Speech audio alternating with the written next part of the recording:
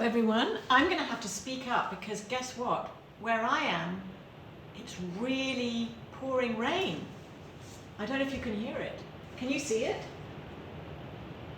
Can you hear that? Wow. It's very cozy because we're indoors. I don't know what it's like where you are. It might be really shiny and sunny. It might be dark because maybe you're in Europe. And I'm in New York State, so it's just after 1 o'clock.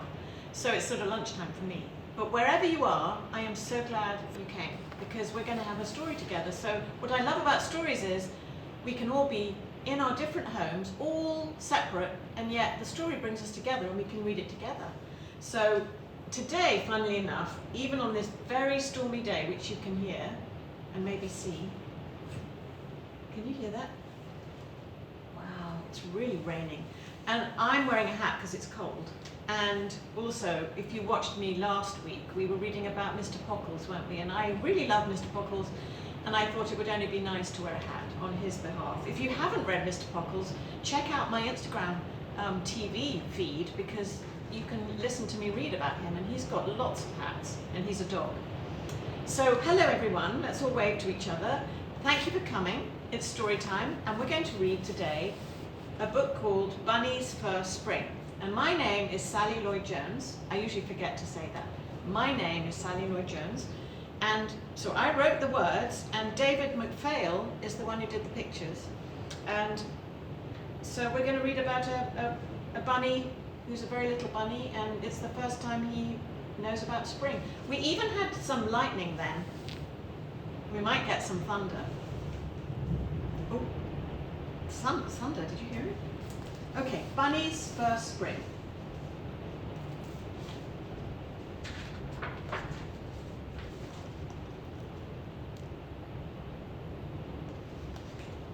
Isn't he sweet? Did you see the tiny bunny? And then I wrote something there because it's from one of my favorite poems by someone called Philip Larkin, and it says, "The trees are coming into leaf, like something almost being said." If you've ever seen a really new green leaf on a tree, it's really good, that line, isn't it? The trees are coming into leaf like something almost being said. So here we are, Bunny's First Spring.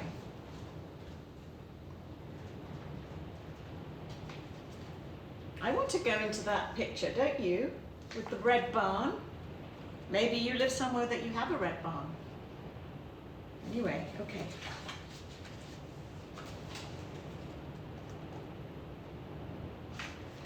The bunny was born in the spring when the world was green and new. "The earth is new like me," he said. And the trees grew full, and the grass grew tall, and the days grew long, and the bunny grew. And there you can see him with his mum and dad. And there he is in his burrow, very little and sweet. And you can see daffodils coming. I don't know if where you are, you see daffodils. We're starting to see daffodils. And then you can see blossoms, cherry blossom, I think that is. So maybe the thunder and lightning are interrupting our reading. How naughty of them. But we're going to keep going. So there's the spring, nice new spring.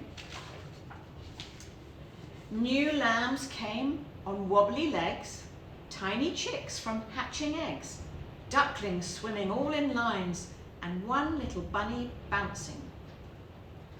The robins came and built their nests in the apple tree and sang to the new day, and their songs filled the air and the little bunny's heart. "The world is beautiful," he said. "Like you," said his mother. So can you see the lambs coming and the chicks? And then can you see the bunny and his mum? Everything's coming to life. And look at the robins. See the robins?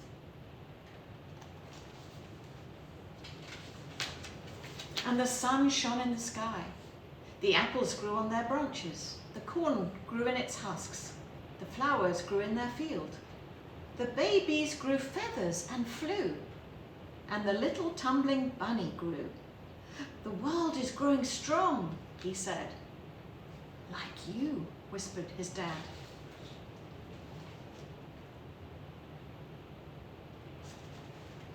See the little baby robins getting ready to fly?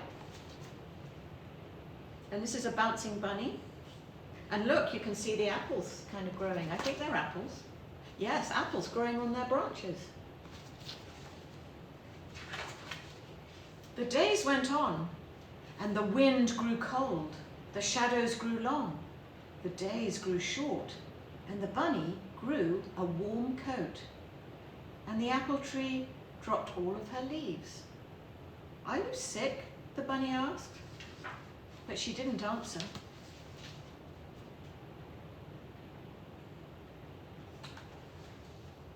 The bunny doesn't look very happy. You can see all the apples have fallen and all the leaves are falling. The swallows left the barn. The frogs left the pond. The field mice left the meadow. "Don't go," the bunny cried. But they had to. "Why are all the leaves falling? Why are the birds leaving?" the bunny cried.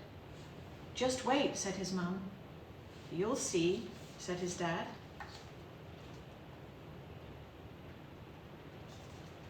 And you can see them all leaving. All the swallows are leaving the barn. And then you can see the frogs. You see the frogs? And the mice. Everyone's leaving. And the sun sank low.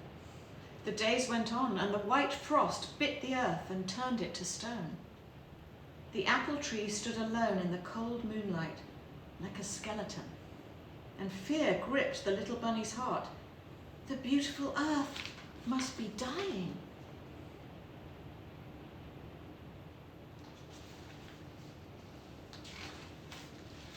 From the treetops in the sky, a woodpecker pecked, rat-a-tat-tat, and yet. And out of a hole in a tree, an owl called out too, to-wit, to-woo, not true, not true. But the sad, cold little bunny didn't hear them. He wanted his mummy. He's racing back to his mummy, and you can see beautiful woodpecker, and you can see the wise owl. The frozen streams heard him sigh. "We'll run again," they seemed to cry. The tall, dead grasses all were rustling. But we're not dead, we're only sleeping. The lost flowers were singing on and on. But we're only hidden, we're not gone.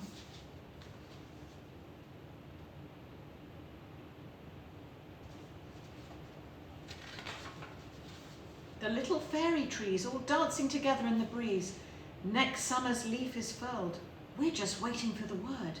Our branches may look bare, but all our buds are there.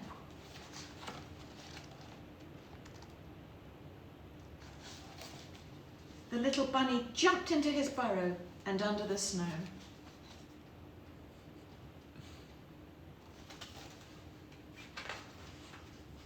"I'm feeling very sleepy now," said the bunny. "Like the world," whispered his mum and dad. The sun went down and didn't come out. And there they are. Ooh, and there we've got the thunder. They're all sleeping in their burrow.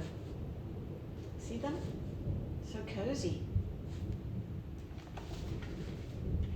Look at his face. That's a really cozy, sleepy face. It makes me want to go to sleep. If you look at that picture too long, you might fall asleep, so don't look at it too long. Although, why not? We can fall asleep. We're at home. And the days went on until one morning when the bunny woke up and sniffed the air, and something was different. Below the snow, hidden in every root, inside every bud, in every seed, a secret was stirring.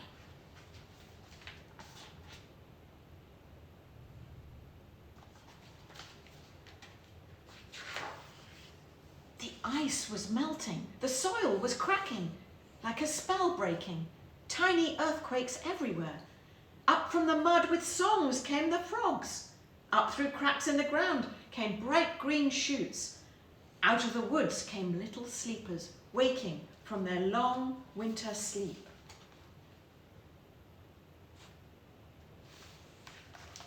See the frogs coming up with their songs?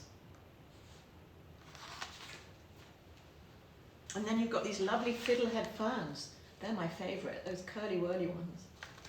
Everything's coming back. And the robins came and built their nests in the apple tree. Robin eggs the colour of all the sea and sky. And they sang to the new day, and their songs filled the air and the little bunny's heart. It's the birthday of the world, said the bunny.